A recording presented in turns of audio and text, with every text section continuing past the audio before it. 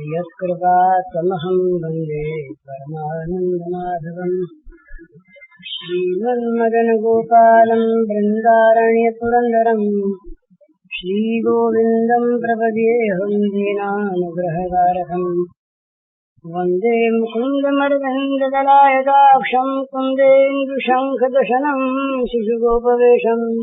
इन्द्रावन्दितपादपीठम् वृन्दावनालयमहं वसुदेवसुतम्। नवजलधरवर्णं चम्पकोद्भासिकर्णं विकसितनलिनास्यं विस्फुरन् मन्दहास्यं। कनकरुचिदुकूलं चारुवर्हावचूलं कमपि निखिलसारं नवविभूतिकुमारम्। वंशीविभूषितकरान्नवनीरदाभात् पीताम्बराजन्मजम्बफलाधरोष्ठात् पूर्णेन्दुसुन्दरमुखादरविन्दनेत्रात् कृष्णात् परं किमपि तत्त्वमहं न जाने। श्रीहरिः अखिल चराचर विश्व के रूप में अभिव्यक्त भगवान के नाते आप सबके श्री चरणों में मेरे सबसे नमस्कार। अपने आजकल साधन की बात चल रही और साधन की बात ही जानना करना और साधन में प्रवृत्त होना ये अपने लाभ के लिए आवश्यक है। ये कल परसों अपने बात शायद हुई थी कि तत्व को लेकर के विवाद करना साधक का कर्तव्य नहीं है। वो जो तत्वान्वेषक आचार्य गण है वो अपने काम के लिए वैसा करे, उसमें आपत्ति नहीं। पर साधक का काम तो यही है कि वो अपनी साधना का पथ निश्चय कर ले और उस पर चलना शुरू कर दे। दूसरे क्या करते हैं, किस मार्ग से जाते हैं, इसके जानने देखने की कोई आवश्यकता नहीं। अपने मार्ग पर भगवान को जीवन का लक्ष्य बनाकर चलता रहे।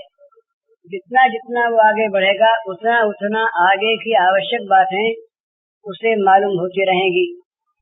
वहाँ के लोग कुछ आगे के बतावेंगे, वहाँ के लोग फिर कुछ आगे के बतावेंगे।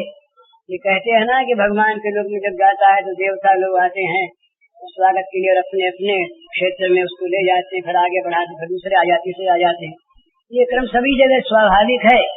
यहाँ से आप कहीं जाने लगिए तो बहुत दूर की बात नहीं जानेंगे तो कुछ दूर जाएंगे, आगे फिर आगे की जानने वाले मिल जाएंगे, उससे आगे भी जानने वाले मिल जाएंगे और मार्ग तय हो जाएगा। तो बहुत विवाद करने की आवश्यकता बिल्कुल नहीं है। साधक के लिए तो एकदम नहीं है। उसको तो फुर्सत नहीं मिलनी चाहिए अपनी साधना से। ज्ञान प्रकृति का ज्ञान अनंत है और भगवान को जानने के जितने भी ज्ञान के उनको जानने के पथ हैं वो भी अनंत है। मार्ग अनंत है, प्राप्त वस्तु एक है। तो जितनी बातें होती हैं सब मार्गों को लेकर के होती हैं। तो मार्ग पर हम लोग चलते नहीं, मार्गों को लेकर के विवाद करने लगते हैं। और बहुत मार्ग जान लिए हमने, कभी कोई लाभ नहीं है। बहुत मार्गों का ज्ञान कर लिया और चलना शुरू किया नहीं, तो मार्गों का ज्ञान हमारे दिमाग में रह जाएगा, याद रहेगा तो नहीं, याद रहेगा तो भूल जाएंगे। कुछ दिनों बाद लाभ हमें होगा नहीं। अपना लाभ इसी में है कि हम चलना शुरू कर दें। तत्व का ज्ञान तो जब तत्व तक पहुंच जाएंगे तो अपने आप हो जाएगा। वो कैसा तत्व है, क्या है, इसका पता पहुंचने पर लगेगा। पहले किसी को लगा नहीं, लग सकता नहीं।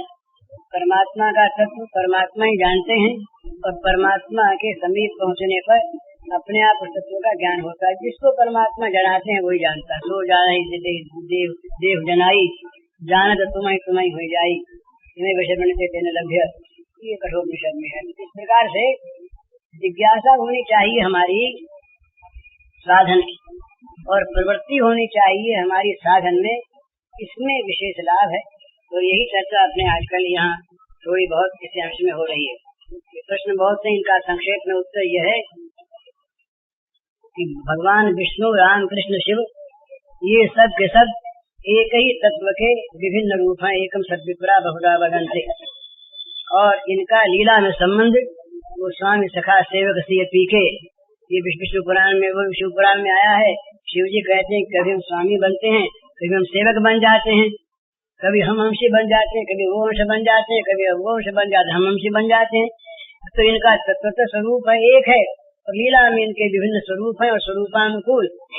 कभी श्री कृष्ण शिव जी की तपस्या करते हैं और रामेश्वरम में राम जी स्थापना करते हैं, और राम जी शिव जी को आकर शिव जी राम जी के सामने आकर के स्तवन करते हैं, और श्री कृष्ण का वो जन्म की बाल लीला देखने के लिए शंकर जी आते हैं। तो इनके जो परस्पर के संबंध हैं वो लीला अनुरूप हैं, वास्तव में एक है। परमात्मा की पत्नी की क्या आवश्यकता है तो परमात्मा जानते हैं, उसका उत्तर हम दे नहीं सकते। पर सीधी बात यह है, शक्ति बिना शक्तिमान रहता नहीं। परमात्मा की पत्नी का अर्थ है परमात्मा की शक्ति। अगर शक्ति नहीं है तो शक्तिमान का अस्तित्व नहीं है, और शक्ति रहेगी कहाँ, शक्तिमान में रहेगी। परमात्मा की पत्नी यानी परमात्मा की शक्ति माननी पड़ेगी आपको। और प्रयत्न करने पर भी संध्या याद नहीं रहे, ये बात हो नहीं सकती। बीमारी में न रहे, पागलपन में न रहे, ये तो दूसरी बात है। हमें जब खाना याद रहता है, चट्टी जाना याद रहता है, सोना याद रहता है, तो संध्या करना याद न रहे, ये प्रश्न नहीं बनता। याद नहीं रहता हमारी असावधानी, हमारी उससे लापरवाही से। अगर परवाह की चीज हो, वो करने की आवश्यक वस्तु हो, तो पागलपन या बेहोशी के सिवा तो याद न रहे, ऐसी बात हो नहीं सकती। अगर जरूरी चीज है, जरूरी नहीं है तो कोई बात ही नहीं। याद आवे तो क्या, न आवे तो क्या, संध्या की तो क्या, न की तो क्या। तो संध्या ये जरूरी है, भोजन के समान ही। तो संध्या याद नहीं रहेगी, क्यों नहीं रहेगी? अरे जब हम शौच जाके स्नान करते हैं याद रहता है, अभ्यास है नित्य का, वो तो नित्य कर्म है। करने में तो स्वाभाविकता है, न करने में पाप है। तो हम शौच जाके आते नहाते, नहाना याद करते हैं क्या? नहाना है ही, तो वो तो नित्य कर्म है। इसी प्रकार संध्या तो नित्य कर्म है, इसमें याद आने न आने की कोई बात नहीं। याद न रहे ये प्रश्न नहीं बनता। और अगर कहीं भूल हो जाए तो भाई काललोप हो जाए तो कर्मलोप न हो, उसके बाद कर ले, पीछे कर ले। भाई सवेरे अगर किसी कारण से न हो सकी तो उसके बाद घंटे भर के बाद कर ले, जब याद आवे तब कर ले। भगवान नाम जप करने से सब कुछ होता है। पर कोई ये कहे कि भगवान नाम जप कर लेंगे हम भोजन नहीं करेंगे, तो हमारा भोजन का काम भगवान नाम जप से हो जाएगा क्या? भोजन तो हम भगवान नाम जाप कर लेंगे और हम नहाएंगे नहीं, भगवान नाम जाप कर लेंगे हम सोएंगे नहीं, तो काम नहीं चलता ना। इसी प्रकार से वर्णाश्रम के जो नियत कर्म हैं वे कर्म अवश्य कर्तव्य हैं। उन कर्मों में भगवान नाम सर्वोपरि, इसमें कोई संदेह नहीं। और जो भगवान नाम निष्ठ ऐसे हो गए कि नाम के सिवा जिनको अपनी भी याद नहीं रहती, उनको संध्या भी याद न रहे तो आपत्ति नहीं रहती याद, तो भगवान नाम परायण हो गए हैं। लेकिन संध्या न करके भगवान नाम करके संध्या का काम उसे निपटा लें, ये शास्त्रीय आज्ञा नहीं है। संध्या करनी चाहिए, संध्या के समय सूर्य भगवान को अर्घ्य देना चाहिए, गायत्री का जाप करना चाहिए, माता पिता का तर्पण करना चाहिए, जो मृत हो गए हैं, ये रोज का काम है। वो काम आप भगवान की दिनचर्या देखिए, हम लोग तो मामूली आदमी हैं, साक्षात भगवान राम की दिनचर्या देखिए, भगवान कृष्ण की तो दिनचर्या भागवत में आती। वो कहते हैं कि प्रातः काल एक प्रहर रात रहते उठते थे और उठकर ध्यान करते थे। महाराज ये लिखा ब्रह्म का ध्यान करते थे, श्री कृष्ण ध्यान करते थे। फिर शौच स्नान करने के बाद संध्या करते, सूर्योपस्थान करते, सूर्य को अर्घ्य देते, उसके बाद जाप करते, फिर अग्निहोत्र करते, फिर माता पिता को गुरुजनों को प्रणाम करते, फिर ब्राह्मणों को प्रणाम करते, देवता को प्रणाम करते, फिर गोदान करते। नित्य उनको कोई आवश्यकता नहीं थी। और ये सब कर कराने के बाद फिर वो राज्यसभा में जाने के योग्य होते। तो इसलिए ये आदर्श है। तो भगवान नाम तो सबसे ऊंचा, पर संध्या न करके भगवान नाम करने ये बात ठीक नहीं। भगवान नाम से कर्मों में जो कमी रहती है वो उसकी पूर्ति हो जाती है। तो संध्या तो ठीक, कहीं भूल हो गई संध्या करने में, मंत्र के उच्चारण वगैरह में, तो वो ठीक हो जाएगी। जो कर्म में किसी प्रकार की त्रुटि रह जाती है उसकी पूर्ति भगवान नाम से होती है। पर वो कर्म करें ही नहीं और बातें सब हम करें। यदि हमें होश आवास न रहे, अपने लिए भी, खाने पीने का भी, सोने का भी, केवल भगवान नाम ही हमारा जीवन बन जाए, जब खाना भूल जाते, सोना भूल जाते हैं तो संध्या भी भूल जाए, वहाँ संध्या बंधन भद्रमस्तु कह सकते हैं। लेकिन जब तक होश आवास ठीक है, अपने खाने की चिंता भी होती है, खाना चाहते भी है, नींद भी आती है, सोना चाहते भी है, तब तक जो नित्य आवश्यक कर्तव्य है, कर्म है, उनसे विमुख हो जाना, ये कर्तव्यच्युत होना है, धर्मच्युत होना है, शास्त्र के विरुद्ध काम करना है, ये कभी नहीं करना चाहिए। तो एकादशी आवे कौन सा व्रत करना है, इसमें दो मत है, स्मार्तों का है, वैष्णवों का है। वैष्णव लोग प्रायः दूसरी करते हैं और स्मार्त लोग पहली करते हैं। दोनों की दृष्टि से दोनों के मत ठीक है, जिसकी जैसी इच्छा होता है।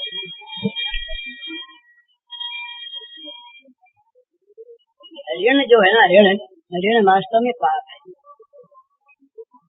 तो लेकिन अपनी जान में जिसको ऋण है, ये समझने की बात है, जिसको ऋण है वो क्या करे कि अपनी जान में जो कुछ भी उपार्जन हो उसमें अपने खर्च के लिए जितना वो कम से कम में काम चला सके उतना चलावे, और बाकी जो कुछ बचे उससे कर्ज अदा करने का प्रयत्न करे। अनावश्यक आवश्यकताओं को बढ़ा ले और कर्ज पहले का न चुकावे और कर्ज बढ़ाता चला जाए, ये प्रमाद है। तो और कर्ज उतारने के लिए पास में न हो, छिपाकर संपत्ति न रखी जाए और अधिक खर्च न लगाया जाए, इस पर भी न रहे और उसको लोग बेईमान कहें, तो जिसका पैसा है वो बेईमान कह सकता है। लेकिन यदि भगवान के सामने वो सच्चा है, एक पैसा भी बचा कर रखता नहीं, व्यर्थ खर्च करता नहीं और छिपा कर रखता नहीं, वो क्या करे, वो निरुपाय है। तो भगवान से प्रार्थना करे कि उसका कर्ज उतरे। किसी प्रकार से ऋणानुबंध रहना अच्छा नहीं। ऋण लेकर के जो जाता है उसका ऋण चुकाने के लिए फिर आगे दूसरे जन्मों में उस प्रकार की स्थिति आ जाती है। इसलिए और यदि भगवत प्राप्ति हो जाए, भगवत प्राप्ति में ऋणानुबंध भी बाधक नहीं है। तो सारे कर्म जल जाते हैं ना, तो वो ऋण भी चुक जाता है। लेकिन भगवत प्राप्ति हो नहीं और अपने को ऋणानुबंध से मुक्त मान ले, ये ठीक नहीं है। पर पैसा नहीं पास तो क्या करे, वो अपनी जान में खर्च कम से कम लगावे, चोरी बेईमानी न करे। ये मनुष्यों में क्या आदत होती है, हम लोगों में ये कमजोरी है हमारी, ये दुर्बलता है कि हम बहुत सी ऐसी चीजों को आवश्यक मान लेते हैं जिनके बिना हुए भी हमारा काम चल जाता है, पर उनको हम आवश्यक मान करके आजकल ये चीज बहुत बड़ी है, बड़ी बुरी तरह से बड़ी है, इसको मान लिया है लोगों ने जीवन का ऊंचा स्तर। हम ऊंचे स्तर पर रहते हैं, अर्थात विशेष शान शौकत से रहते हैं, अधिक खर्च लगाते हैं, अनावश्यक आवश्यकताओं को बढ़ा लेते हैं और उनकी पूर्ति के लिए जब पैसा नहीं आता तो अन्यायनाथ संचयान बुरी तरह से मांग कर, जांच कर, ठग कर, धोखा देकर नया नया पाप पैदा करते हैं। पैसा तो रहता नहीं पास, व्यर्थ खर्च में चला जाता है, प्रमाद में लग जाता है, पाप और पाप का फल नरक दुख, ये हमारे पल्ले पड़ता है। तो ये मनुष्य को जिसके ऋण न हो उसको भी, जिसके बहुत पैसा पास हो उसको भी, और जिसको अधिक से अधिक आमदनी है उसको भी अपना खर्च कम से कम रखना चाहिए। पैसा अधिक पास में है तो वो गरीबों की संपत्ति है, भगवान की चीज है, भगवान के काम में मुफ्त से लगाता रहे, वो भी अधिक संग्रह न करे। पैसे की आमदनी ज्यादा है तो आमदनी का पैसा भी वो ठीक ठिकाने से लगाता है। आजकल तो सरकार की कृपा से अगर ईमानदारी से पैसा दिया जाए तो कर लगने के बाद बहुत कम बचता है, और वो अच्छा है, कम बचना अच्छा है, नहीं तो प्रमाद होगा। पैसे का अधिक संग्रह प्रमाद करवाता है मनुष्य को। धन का अधिक संग्रह जिसके पास होता है उस मनुष्य को धन प्रमादी बना देता है। वो फिर भोगों में लगाता है, बिना पैसे वालों के साथ उसका बर्ताव भी अच्छा नहीं होता। वो फिर पैसे के अभिमान में विद्वानों का भी, साधुओं का भी अनादर कर देता है। तो ये प्रमाद पैसे से प्राय होता है। पैसा अधिक न होना भगवान की कृपा है, लेकिन ऋण जहाँ तक बने कम से कम खर्च करके अपना जीवन चला ले। ऋण न ले तो बहुत अच्छा है, और कदाचित लेना पड़े बहुत बहुत आवश्यक होने पर। नहीं, जितनी आवश्यकता बहुत कम पड़ती है महाराज। मनुष्य यदि अपने आप का जीवन संयमित कर ले तो खाने में पेट भरने को कितना चाहिए? पेट भरने को घी ही चाहिए, मिठाई ही चाहिए, ये तो आवश्यक नहीं है ना। हम जिस चीज को पचा सकें, परिश्रम करें तो रूखी से रूखी चीज भी पच जाती है, उसका रस बन जाता है, शरीर में पुष्टि हो जाती है, ताकत आ जाती है, काम चल जाता है। कपड़ा पहनने के लिए ऐसा ही कपड़ा चाहिए, कोई आवश्यक नहीं तन ढकना है, साफ कपड़ा चाहिए, मैला न हो, धो के साफ करने अपने हाथ से, लेकिन इतना बढ़िया कपड़ा इसकी आवश्यकता नहीं है। ऐसा ही घर चाहिए, इस प्रकार का सामान चाहिए। ये जो है ये भोगों की गुलामी है। भोगों के गुलाम लोग चाहे जीवन को उच्च स्तर का माने और उनका बड़ा निम्न स्तर का जीवन रहता है। भगवत चिंतन को वो कब करें, वो तो दिन रात अभाव चिंतन करते हैं। ये नहीं है ये मिले, ये नहीं है ये मिले, ये नहीं है ये मिले, तो उसमें दुखी रहते हैं। वो सूत्रकार कहते पतंजलि संतोषाद अनुत्तम सुख लाभ। यदि सबसे श्रेष्ठ सुख प्राप्त करना हो, जिससे उत्तम और कोई ऐसा सुख लाभ करना हो, तो संतोष करें। अपनी स्थिति में संतुष्ट हो, ये न केनचित अनिकेत भक्तिमान में प्रियो न रह। भक्त के लिए भगवान कहते हैं कि जो बहुत घर न बनावे, और अनिकेत का जिसकी घर में भी ममता न हो। घरहीन का अर्थ यह है कि झोपड़ा तो है ही, घर रहने को तो है, उस घर को अपना न माने। ये चिड़ियों का घोंसला है महाराज। वो एक बादशाह थे, उस बादशाह के एक फकीर आए, कहते हैं सिकंदर के बाद फिर मालूम नहीं सिकंदर की किसकी है। तो फकीर आ करके बाहर उनके महल में ठहर गए। चलते फिरते थे साधु सन्यासी, तो लोगों ने कहा वहाँ पहले वालों ने, महाराज ये राजा का महल है, आप अन्य कहीं ठहर जाइए, यहाँ ठहरना उचित नहीं। उन्होंने कहा हम तो ही ठहरेंगे। अब वो साधु भाई अच्छे मालूम होते थे, तो उनकी अवज्ञा लोगों ने की नहीं। तो पहले साधु ही होते थे, इसलिए अवज्ञा करने में लोगों को डर भी लगता, और वो एक भाव भी था कि उनका सम्मान रहे। त्यागी का ही सम्मान था, पहले भोगी का नहीं था। अब जमाना बदला, पहले त्याग ऊंची बात थी, भोग ऊंची बात हो गई, इसलिए आसुरी भाव बढ़ गया। तो उनका सम्मान था। तो होते होते जब वो नहीं गए तो स्वयं बादशाह आए, आकर के बड़े विनम्र शब्दों में कहा महाराज अतिथि गृह दूसरा है, उसमें आप विरा जाएं, ये तो हमारा महल है रहने का, इसको आप खाली कर दें। बोले भाई तुम्हारा है? बोले हाँ महाराज मेरा ही है। बोले ये तुमने बनाया? बोले नहीं हमने नहीं बनाया, तुम्हारा पुश्तैनी है, ये तो परंपरा का हमारा बाप दादों का घर है। बोले महाराज जब से हम पैदा हुए तब से रहे। बोले पहले कौन रहता था? बोले हमारे पिताजी रहते थे, पिताजी के पहले बोले दादाजी रहते थे, उनके पहले परदादाजी रहते थे, तो वो क्यों नहीं रहते? बोले महाराज वो तो मर गए ना, वो कैसे रहते? चले गए। तो फिर तुम हमेशा रहोगे? फिर महाराज हम भी जब तक जीवित हैं तब तक रहेंगे, मरने के बाद तो रहना है नहीं। तब महात्मा ने कहा कि फिर तुम्हारा घर कैसे हुआ? तो सराय है, सराय में एक आदमी आवे कुछ दिन रहे फिर चला जाए, फिर दूसरा आवे वो रहे फिर चला जाए, फिर तीसरा आवे वो कुछ दिन रहे फिर चला जाए, कोई 2 दिन ज्यादा रहे, कोई 2 दिन कम रहे। ये तो नियम नहीं है कि 100 वर्ष जीव है। कोई बच्चा पैदा होता 10 वर्ष में मर जाता है। हाँ बोले महाराज ये तो ठीक है, तब तुम कैसे कहते हो हमारा घर है? तुमको तो बोले तुम रहो चाहे इस घर में, पर हमारा घर ये मत समझो। तो अनिकेता का ये अर्थ है, घर में भी अपनापन न रहे, घर में मेरापन न रहे, और मेरापन बढ़ाने की चेष्टा न हो। मनुष्य अपने घर में सोता है, बैठता है, कितनी जमीन पर सोता है, मुझे 3.5 हाथ का जितना लंबा चौड़ा शरीर है उतनी जगह चाहिए। एक महल और हो, एक घर और हो, एक घर और हो।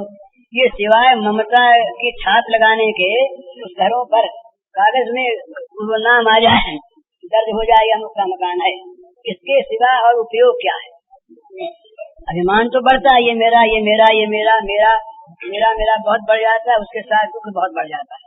जितना मेरा बढ़ेगा उतना संताप बढ़ेगा, जितना मेरा कम होगा उतना संताप कम होगा। ये सब के अनुभव की बात है, चाहे कोई न समझे तो ये दूसरी बात। तो ऋण जो है वो ऐसी चीज है कि अगर मनुष्य बहुत सावधानी से कम खर्च में अपना काम चलाए, और यदि वो प्रतिज्ञा कर ले, तो मैंने उसने पता सुनाया था डिप्टी कलेक्टर की बात, उन्होंने हमसे बताया कि हम सावधान रहते हैं, ऋण नहीं लेते। उन्होंने कहा कि आज 31 तारीख हमारे पास 4 आने पैसे बचे और नहीं, हम बच्चों के लिए दूध नहीं मंगाते, घूस लेते नहीं और उधार करते नहीं। जहाँ तक बने, जितना जो कुछ अपने पास आमदनी होती है, जितने पैसे आते हैं, उसी में हम काम चलाते हैं। कल मेरे पास एक सज्जन आए, लखनऊ में कोई सरकारी अधिकारी थे, मैं नाम भूल गया, नाम क्या पूछा ही नहीं, वो थे, उनकी पत्नी थी, तो उन्होंने अपना हाल सुनाया।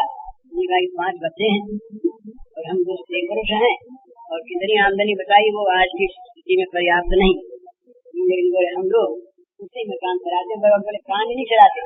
बड़ी प्रसन्नता से उनकी पत्नी जो साथ थी, उन्होंने बताया कि हमारे जो साथी दूसरे अफसर हैं, जो हमारे जितना वेतन पाते हैं, हमसे अधिक भी पाते हैं, उन्होंने अपना खर्च इतना बढ़ा लिया है कि उनके तो हाय हाय लगे रहती है, और वक्त बे वक्त हमारे पास आकर के वो 10 रुपए ले जाते हैं और वो कहते हैं कि भाई बहन जी तुम कैसे बचा लेते हो, हमको तो इतना ज्यादा मिलता है और हमारे इतने बच्चे, तुम्हारे तो 5 बच्चे हैं और तुम कैसे बचा लेती हो, तुम हम लोगों को दे भी देती हो। वो बता रहे थे, ये करी की बात।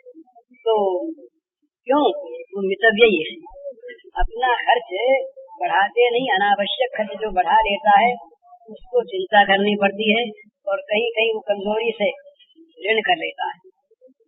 किसी आवश्यक काम के लिए ऋण अगर हो तो वो कभी कभी आदमी को करना पड़ता है, ऐसी बात नहीं है कि वो न करे, पर वो हो जब अत्यावश्यक हो। भाई पिता की मृत्यु हो गई, उसे जलाना है, काट पास में नहीं, सामग्री नहीं है, तो क्या करेगा, कहीं से 10 रुपया मांग करके भी लावेगा, ऋण भी लावेगा।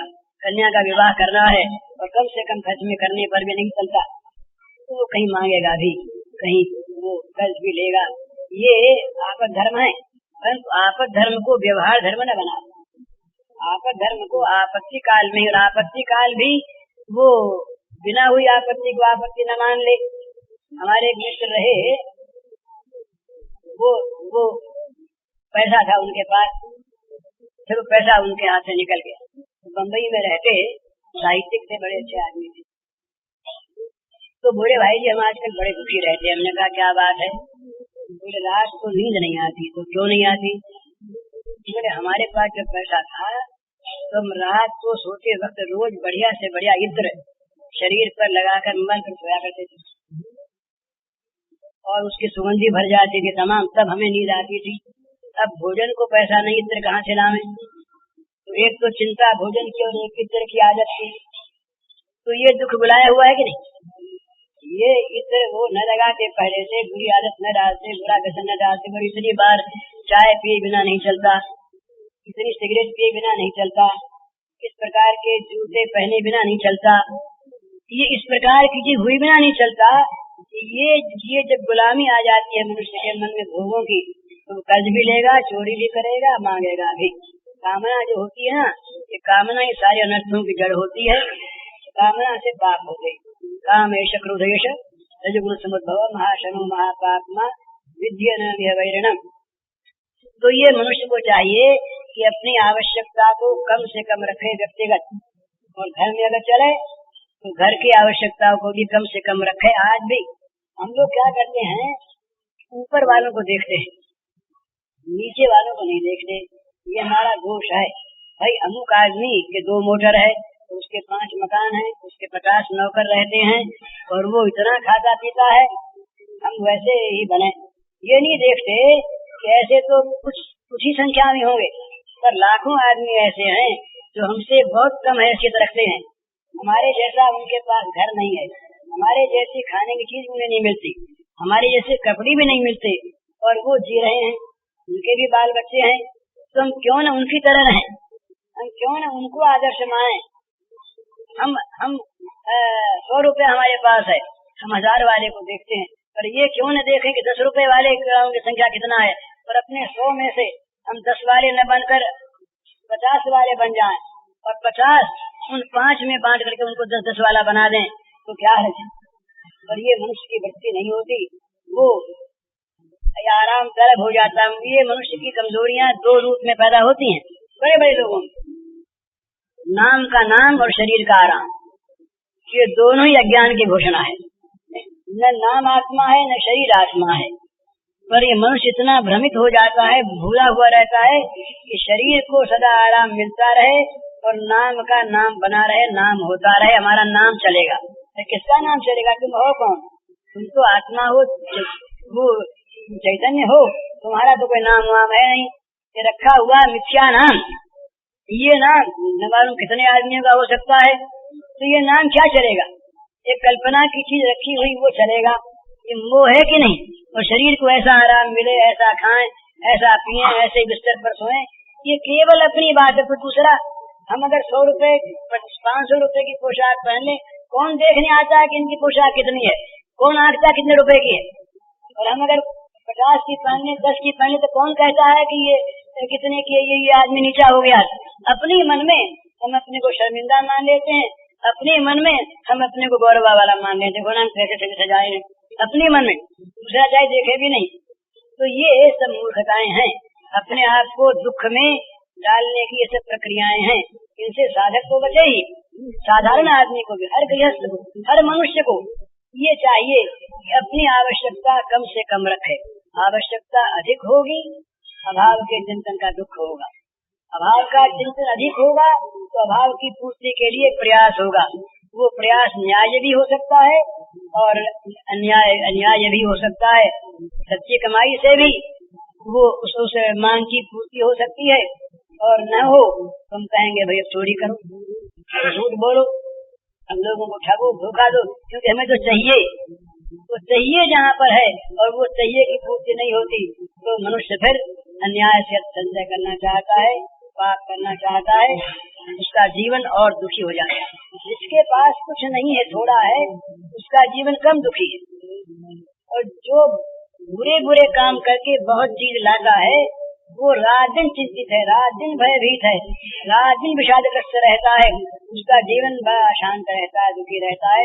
तो अशांति जानबूझकर आवश्यकताओं को बढ़ाकर आदमी मोह ले लेता है। तो ऋण वाली बात चल रही थी, ऋण प्रथम तो करे नहीं, बिना आवश्यकता के खर्च लगावे नहीं, और कहीं बहुत आवश्यकता होने पर ऋण करना पड़े तो अपने को ऋणी माने। ये न मान ले कि पूर्व जन्म में इसने हमारा लिया था तो अब हमने चुका लिया। सीधी सी बात है, इसने हमारा लिए रखा था, हमने चुका लिया, देना देना क्या है? ये न माने, अपने को ऋणानुबंध में बद्ध माने, और जहाँ तक बने कम से कम खर्च लगाकर आमदनी में से दे, जितना दे सके दे। और यदि ऐसी स्थिति न हो तो भगवान से प्रार्थना करे कि भगवान किसी प्रकार से ऋण को चुकावे। और अगर कोई उसको बुरा कहे, झूठ बेईमान कहे, उसे सहले आराम से, क्योंकि जिसका पैसा होता है, पैसा जाता है, उसके मन में संदेह होता ही है कि भाई इसके पास होगा और ये दे नहीं रहा है। और वहाँ संदेह ज्यादा होता है जहाँ आदमी अपने लिए खर्च बहुत करता है और देता नहीं, वहाँ वो समझता है कि इसके खर्च करने के लिए कहाँ से आता है, हमको देने के लिए तो नहीं है, और खर्च करने के लिए वहाँ संदेह ज्यादा होता है। तो संदेह हो तो संदेह वाला कुछ कहे तो उसको सुन ले, सह ले। और एक जिसका है बताया, मालवी जी ने बताया, मालवी जी मैं बम्बई में था तो उनके एक पुत्र थे, वो पहले वकालत करते थे सपनों के साथ, पर कुछ ऐसी घटना घटी कि जमुनालाल जी बजाज रहे, उन्होंने ये टाटा ऑयल मिल इनकी खुली थी पहले, उससे कुछ शेयर उनको खरीदवा दिए मालवी जी के पुत्र। उन शेयरों में 10,000 रुपया एक ही महीने में आ गया। तो उनके मन में लालच हुआ कि इस वकालत में क्या आता है, चलो बम्बई चलें और वहाँ व्यापार करें। तो वो वकालत छोड़ करके और बम्बई आ गए। बम्बई आने के बाद वो व्यापार करने लगे, पर व्यापार के बेचारे जानते नहीं थे, बड़े सीधे आदमी थे, अभी हैं बीमार हैं, बहुत बीमार हैं। तो वो सट्टा करने लगे, इसमें जल्दी आ जाएगा। तो सट्टे में रुपया बहुत लगा।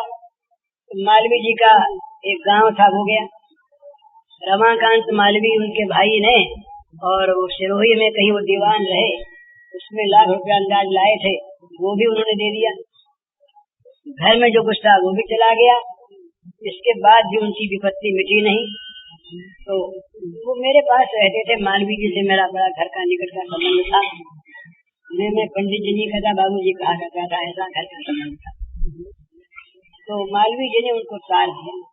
ये जो बात मैं कह रहा था, अपने पुत्र को पिता उससे विपत्ति से मुक्त करने के लिए जो उपाय बताते हैं, वो उसमें कृत्रिमता नहीं होती, कोरा उपदेश नहीं होता, तो सच्ची चाह होती है, सच्ची बात कहते हैं। तो वो सार में लिखा कि तुम आर्त होकर गजेंद्र मोक्ष का पाठ किया है, तुम ऋण से मुक्त हो जाओ। वो सार शायद मेरे पास था, तो शायद है कि नहीं, पर उनका पत्र फिर उन्होंने लिखा। पत्र में लिखा कि मैं नाक तक ऋणग्रस्त हो गया था, मालवीय जी ने लिखा, और इस गजेंद्र मोक्ष के पाठ से मैं ऋण मुक्त हो गया। तुमको विश्वास हो, तुम आर्त होकर पाठ करो। उन्होंने किया कराया नहीं, उनको विश्वास नहीं आया, वो दुखी रहे, अब भी वो दुखी ही हैं। अब तो वो बिल्कुल बेचारे मरना सन्न है। मालवीय जी का घर बर्बाद हो गया। मालवीय जी बड़े संत थे। एक बार अकेले में मुझसे कहने लगे, बड़े संत, बड़े कोमल हृदय, बड़ा दयालु, बड़े शास्त्र को मानने वाले, तो मुझसे कहने लगे कि देखो, उसने नाम लिया कि उसने, और ये कुछ रुपया घर का ही नहीं, मालवीय जी में श्रद्धा रखने वाले जो लोग थे अच्छे अच्छे, उन्होंने भी मालवीय जी के पुत्र के नाते उन्हें बहुत बड़ी रकम दी थी, जो घाटे में लग गई। तो मालवीय जी को इसका बड़ा दुख था कि ये देश की सेवा में, जनता की सेवा में जो रुपया लगना चाहिए था मुझमें श्रद्धा रखने वालों का, वो रुपया मेरे पुत्र के ऋण उतारने में लगा। ये बड़ा पाप। तो मालवीय जी मुझसे बोले कि भाई, मन में तो ऐसा आता है कि इस पाप का फल है। उन्होंने एक स्मृति का श्लोक सुनाया कि जो इस प्रकार से करता है, उसका प्रायश्चित है वो आग लगा करके जाएगा। दूसरे क्षण बोले कि तुम लिख मत देना, ये कृष्ण है जागा, वो कहीं मर न जा, कहीं आग न लगा ले, दया दया आ गई। तो ऐसे मालवीय जी थे। तो मेरा कहने का ये नुस्खा ये है, ये फिर मैंने कईयों को बताया। मैं तो नहीं कह सकता कि 100% लोगों ने मुझको बताया हो कि हमारा दुख दूर हो गया, पर कईयों ने बताया कि उनका संकट भगवान की कृपा से दूर हो गया। ये श्रीमद् भागवत के 8वें स्कंद का 3रा अध्याय है। इसका अर्थ होकर के दो चीज होनी चाहिए। पाठ में केवल शब्दों के उच्चारण से फल नहीं होता, उसके साथ साथ दो चीजें आवश्यक हैं, एक अर्थ भाव और दूसरा विश्वास। बिना विश्वास के केवल रटते चले जाएंगे, उससे काम नहीं होगा। जो आप काम कराना चाहते हैं दुखी होकर, वो दुख हृदय का उसके साथ होना चाहिए, आर्त भाव होना चाहिए, और मन में ये चिंता होनी चाहिए कि भगवान कृपा करके और मेरे संकट को दूर कर दे। और साथ साथ विश्वास होना चाहिए कि अवश्य अवश्य वो दूर कर देंगे ही।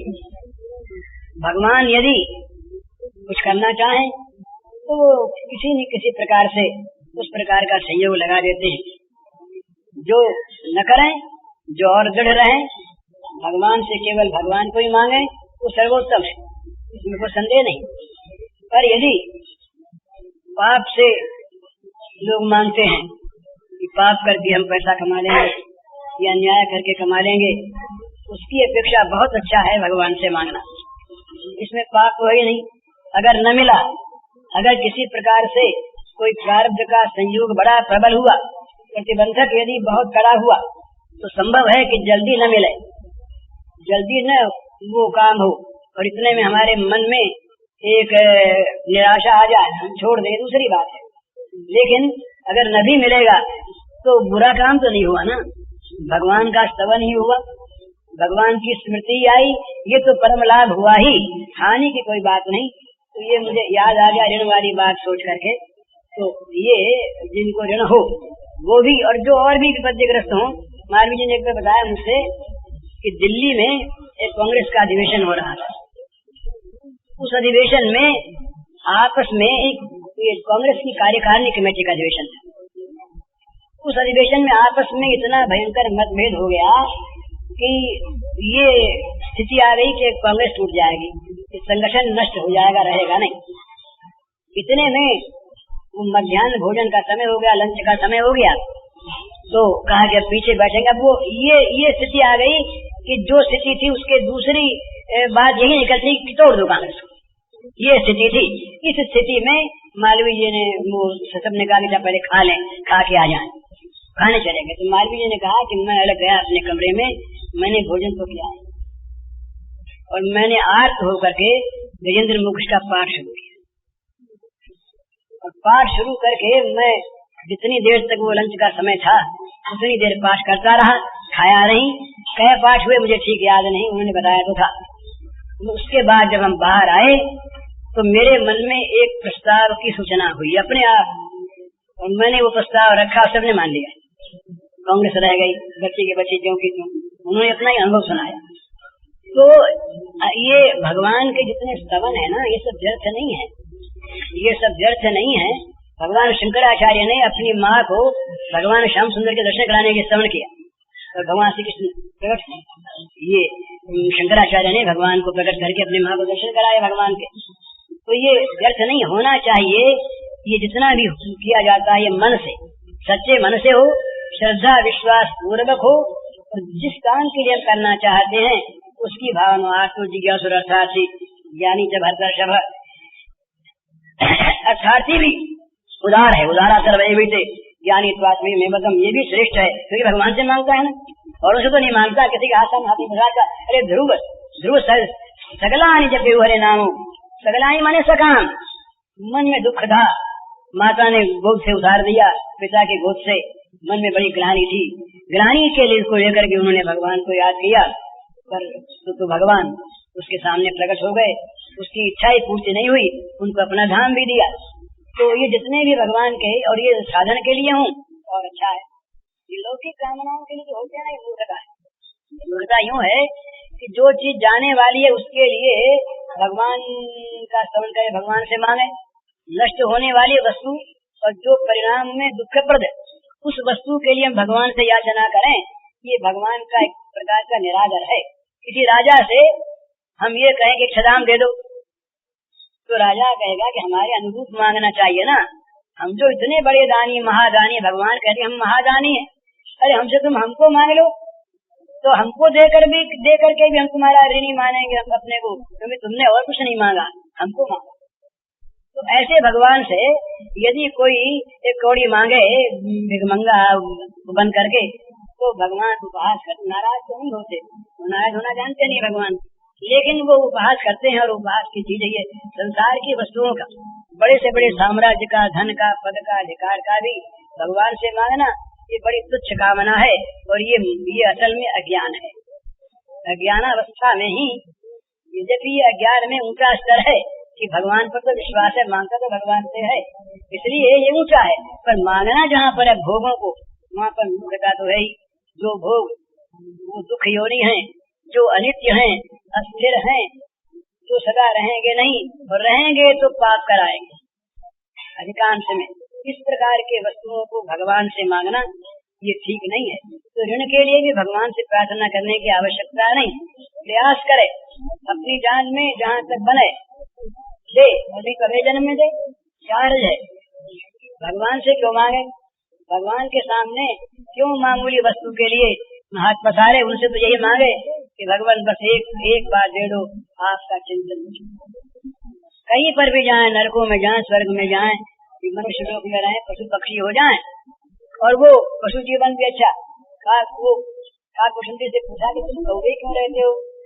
बोले हमें इस कौवे के शरीर में आसक्ति ममता हो गई। अरे बोले क्यों हो गई? इसलिए हो गई इस योनि में हमें राम मिले, और इस योनि में राम के साथ खेलने का अवसर मिलता।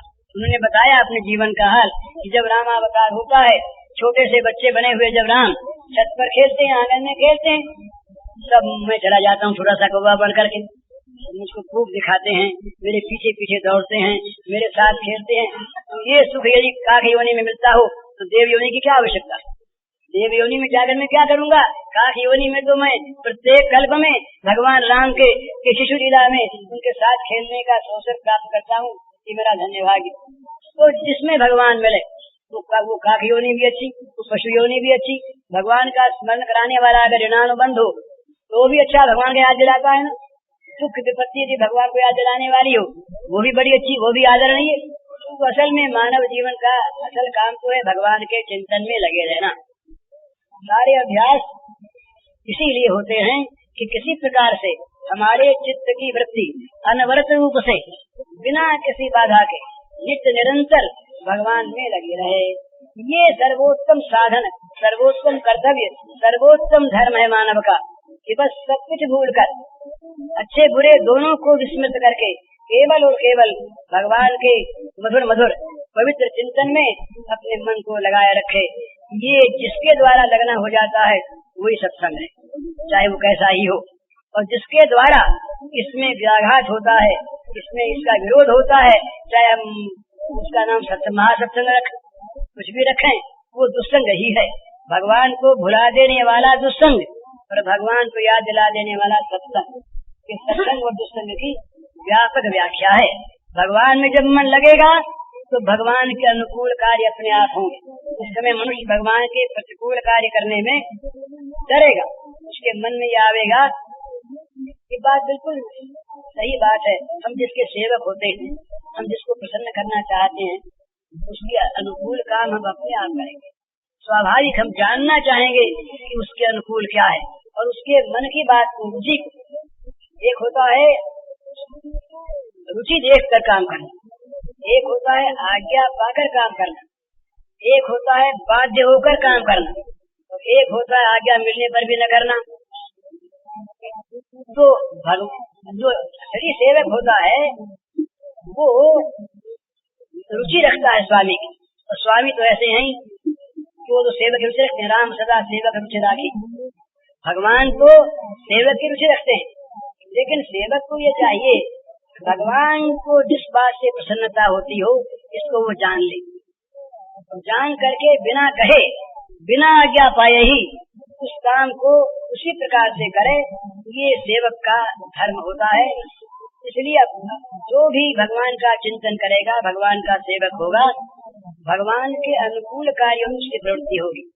जिससे भी जिसका स्नेह है, जो जिसका सेवक है, वो अपने सेवक के अनुकूल होगा ही। सेवक की प्रतिकूलता भी करें, पर हम तो भगवान आपके शरणापन्न हो गए, पर काम करेंगे हम अपने मन का, आपकी बात मानेंगे नहीं और हम आपकी शरणापन्न हैं। तो ये वैसा ही कहना है जैसा कोई ये कहे कि हम प्रकाश में तो आ गए पर अंधेरा हमारा बना रहेगा। तो अंधेरा बना रहेगा तो प्रकाश में आए कैसे, और प्रकाश में आए तो अंधेरा रहेगा नहीं। तो भगवान के शरणापन्न हो गए, भगवान के हो गए, तो भगवान के प्रतिकूल कार्य हमारे द्वारा होगा नहीं। कहीं भूल से कोई हो जाएगा तो बड़ा पश्चाताप होगा। जरा सा भी विचार भी यदि भगवान के प्रतिकूल आ जाएगा तो मन में दुख होगा। भगवान के अनुकूल आचरण होगा उसका स्वाभाविक, भगवान के अनुकूल विचार होगा उसका स्वाभाविक, भगवान के अनुकूल उसकी सारी चेष्टाएं होंगी स्वाभाविक, क्योंकि वो भगवान का है। भगवान की प्रीति के लिए उसे काम करना है। अब अपने आप को, अपने मन को, अपनी इच्छा को वो उसने भगवान के चरणों में रखकर अपने को सर्वथा अकिंचन बना लिया है। इच्छाएं जब तक अपनी रहती है ना, तब तक वो अकिंचन नहीं है। तब तक भगवान उसमें पूरा आकर बसते नहीं है, तब तक उसके धन नहीं बनते। कि दूसरी वस्तु को वो धन मान रहा है और दूसरी वस्तु को धन मानकर उसे चाह रहा है, चाहे उसके पास है चाहे उसके पास नहीं है, वो चाहता है। तो दूसरी वस्तु को धन तो मानता है ना, तो अकिंचन नहीं है। अकिंचन कौन है? जिसके पास न कोई वस्तु अपनी है और न किसी अपनी वस्तु दूसरी को चाहता है। तो भगवान कहते हैं भाई हम जो धन है उस अकिंचन के धन बन जाते हैं। भगवान का उस दिन बाद भी भगवान का एक नाम है अकिंचन वित्त। उनके ने श्रवण किया, नमो किंचन वित्ताय। हे भगवान, आप अकिंचन के वित्त हैं, निर्धन के धन हैं, हम आपको नमस्कार करते हैं। तो जिसके पास अपना कुछ नहीं होता, अपनी कोई मांग नहीं होती किसी और वस्तु की, उसके धन भगवान बन जाते। पर भगवान ऐसा धन है महाराज एक तो वो अनंत है, उसमें कोई संख्या नहीं है कि कै करोड़ है और कै अरब है और कै क्या है, संख्या नहीं है, अनंत धन है। और अनंत धन कैसा है, कभी घटने वाला नहीं। यहाँ तो धनी दरिद्र भी हो जाते हैं, देखते हैं हाथों हाथ आजकल तो बहुत जल्दी जल्दी दरिद्र होते हैं, राजाओं के राज के जिम्मेदारों की जिम्मेदारी, धन व्यापारियों का धन जाने जा रहा है, होता है ना। तो लेकिन वो धन ऐसा है जो अटूट धन है और मिलने के बाद कभी वो धन दूर होता नहीं। वो भगवान ऐसे हैं, एक बार कोई उन्हें पकड़ ले और वो किसी का हाथ पकड़ ले तो पीछे हाथ छुड़ाने पर भी वो छोड़ना नहीं जानते। भगवान पकड़ना जानते हैं, भगवान छोड़ना नहीं जानते। तो छुड़ाए भी चाहे हम तो भगवान कहेंगे अब तो तुम बस फंस गए, अब हमने पकड़ लिया, अब दूसरे के पकड़ में तुमको नहीं जाना, हमारी वस्तु है ना। तो हम अगर भगवान की वस्तु बना दें तो निरंतर हम भगवान के बने रहेंगे, भगवान रक्षा करेंगे, दूसरे के पास हमको जाने नहीं देंगे, दूसरे को हमारी ओर ताकने नहीं देंगे। उनकी वस्तु है ना, उनकी चीज है, वो रक्षा करेंगे। जरा सा भी वो पत्र से संकेत मिल गया रुक्मणी का ब्राह्मण के द्वारा कि महाराज ये मैं तो आपकी वस्तु हूँ और ये शिशुपाल ये मुझे हरण कर ले जाना चाहता है। दाऊ जी से भी नहीं कहा और सेना भी सांस नहीं ली, अकेले अकेले दारू को बुलाया, बोले चलो अभी चलना है, अकेले। और रात्रि की रात्रि में ही जहाँ पहुंचे वहाँ पर सवेरा होती तो पहुंच गए और रुक्मणी को अपने साथ ले लिया। दाऊ जी तो पीछे पहुंचे, ये जब सुना कि वो तो कुंदनपुर गए हैं श्याम सुंदर, ऐसे कोई पत्र वत्र आया था तब देखेंगे अकेले गए हैं, तब वो सेना में लेकर के साथ पीछे पहुंचे। तो अपनी चीज है ना, उनकी अपनी की तरफ कौन देखे, किसी को कोई नहीं देख सकता। तुलसीदास जी महाराज ने किसी दिन उनके मन में जरा सा जगत आ गया और जगत की कल्पना आ गई, जगत की बोले महाराज अब देखो अपनी वस्तु को संभालना, हृदय भवन प्रभु चोरा यहाँ आए बसे प्रभु चोरा। हमारा ये चोर आ बसे आपके घर, हमारा घर नहीं, ये आपके घर में चोर आ बसे हैं, घर लूट जाएगा तो आप जानो महाराज, मुझे पता नहीं ये हृदय भवन प्रभु चोरा। तो चोरों को तो भगवान कहते हैं हमारे घर में चोर नहीं आ सके, कहीं चोर आएगा तो हमें चोर बन करके आएंगे और अपनी चीज को आप भी चुराएंगे तो वो तो चोरी नहीं होगा। तो अपने को हम भगवान का बना दें, भगवान के अनुकूल हमारे आचरण हो और भगवान का चिंतन बना रहे।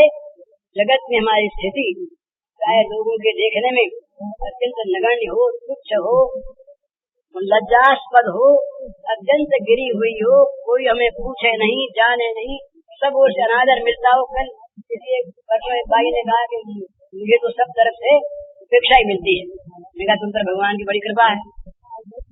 जगत की जिसको उपेक्षा मिलती है उस पर भगवान की कृपा, जगत का जिसको बड़ा स्नेह मिलता है वो बेचारा छोटे अवस्था में है, कहीं स्नेह में फंस जाएगा, आसक्ति में तो फंसेगा।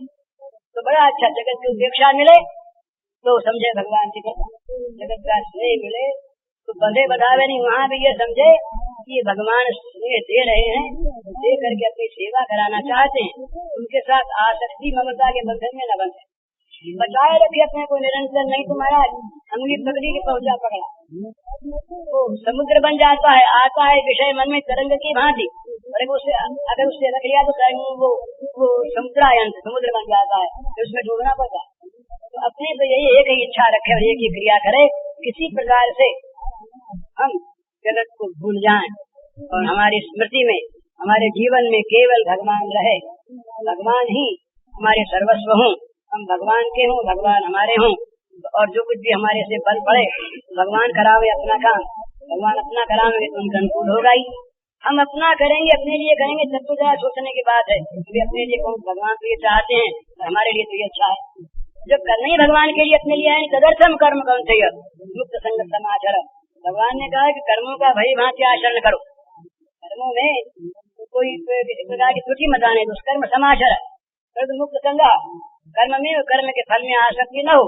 तो क्यों करे महाराज, तदर्थम जिज्ञार्थम मेरी सेवा के, भगवान की सेवा के लिए कर्म हो, भगवान के अनुकूल होंगे, कर्म में कर्म फल में आसक्ति रहे नहीं, और कर्म जिसका जो जैसा स्वांग है उस प्रकार का कर्म करे, ये सब साधन बन जाता है। तो लक्ष्य एक है, हम भगवान के, भगवान हमारे, भगवान का चिंतन होता रहे, फिर चाहे कोई भी गति हो, दुर्गति सुगति का कोई अर्थ नहीं होता। तो नाम रूप की होती है, हमारी कोई होती नहीं। नित्य भगवान के सेवक, नित्य भगवान के अंतर, नित्य भगवान के दास। भगवान नित्य हमारे स्वामी, नहीं हम रहे उनके दास ही रहेंगे, हमारे स्वामी वही रहेंगे। ये नाता हमारा कभी टूटा नहीं, टूटने का नहीं और टूट सकता नहीं। बस फिर मौज है, फिर ऋण भिड़ के बाद ये तो कुछ नहीं रहेगी, फिर अपने आप भगवान चुका देंगे, भगवान चुका देते हैं।